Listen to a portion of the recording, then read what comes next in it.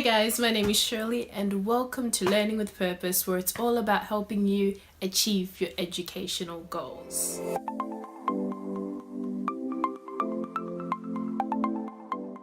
Okay, so today's video is going to be about the top 5 common study mistakes that I've made in the past and that I've also seen other people make while they're studying. So I'm just going to be talking about these mistakes and hopefully give you some tips on how you can overcome them.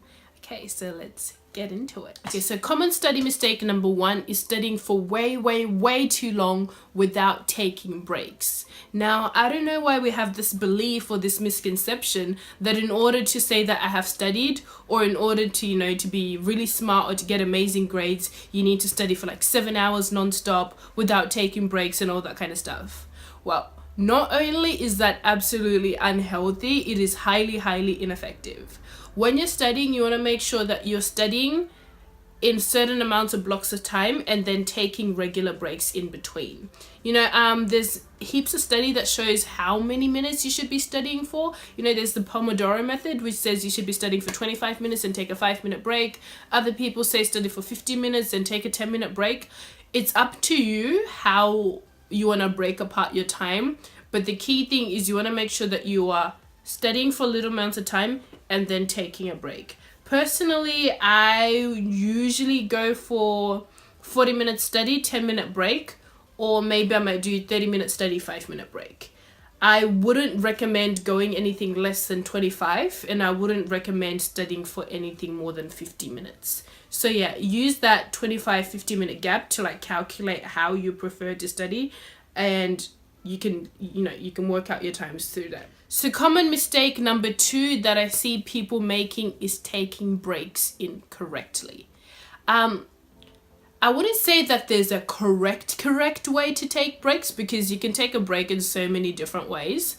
But I see a lot of, people doing it in not the best way, if I may say.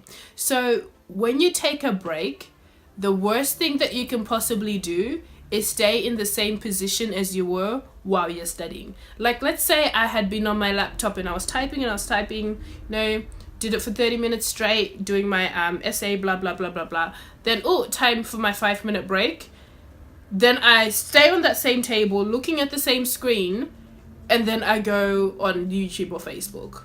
You see how I'm in the same position? Your brain is pretty much going to think that you're still studying. So technically you're not still studying, but because you're in the same position, you're in the same environment, your brain's just going to think, you're still doing the same thing. And that way it's not really getting that chance to refresh. So the best thing that you can do is probably, just get up for 5 minutes, walk around, go make yourself a snack, go talk to somebody in your house, call a friend or whatever. But just make sure you take away from that environment so you get your brain to really, refresh and get ready for the next segment of your study. You also don't want to be going on things like social media or Instagram.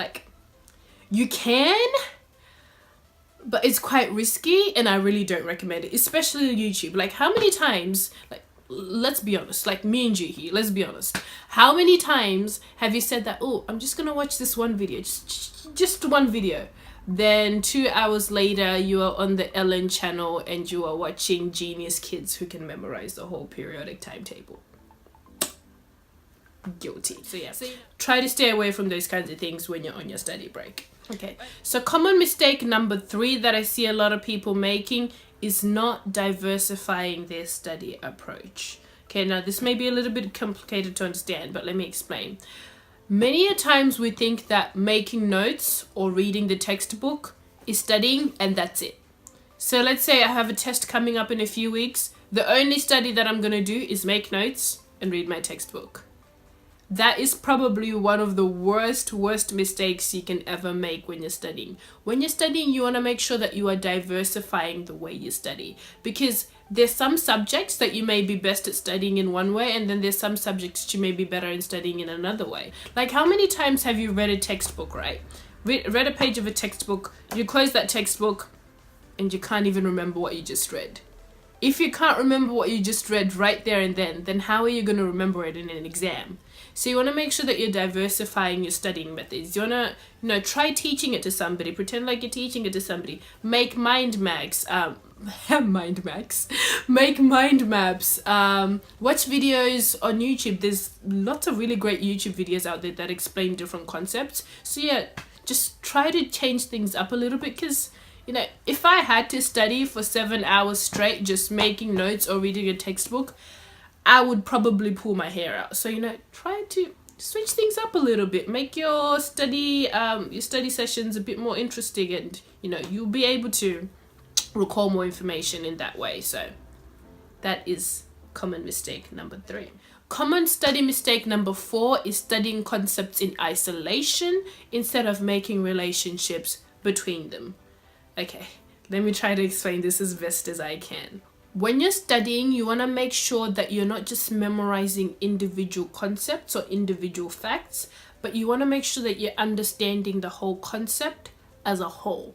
Because when you're able to do that, your brain is just able to understand things more. That's just the way that our brains are wired. We're able to understand things more when we can draw relationships between them and tell stories about that information. Like, let me give you an example. Like, I absolutely hated science subjects in my schooling years.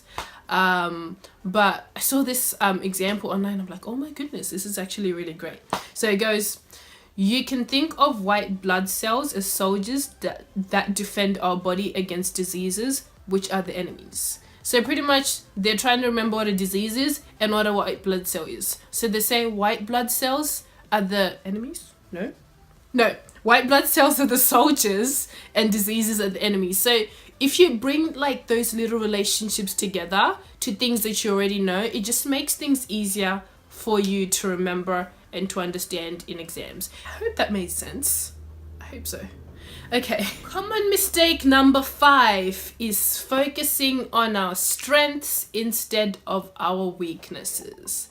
Now, the human brain is designed to draw joy and pleasure from achieving goals, which is like why when you go and run on, I don't know, when you go on a jog or something like that, you feel good afterwards. When you study something that, you know, that's easy, you feel good. That's why like sometimes you may like other subjects as compared to other subjects. That's why some subjects may, you know, may be more enjoyable to you as compared to other subjects.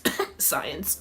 So, you know, you have our brains are just designed that way. So there's a really big risk in that, in the sense that we sometimes tend to only focus on the things that we're good at, and we try to, you know, procrastinate or put to the side things that we don't like.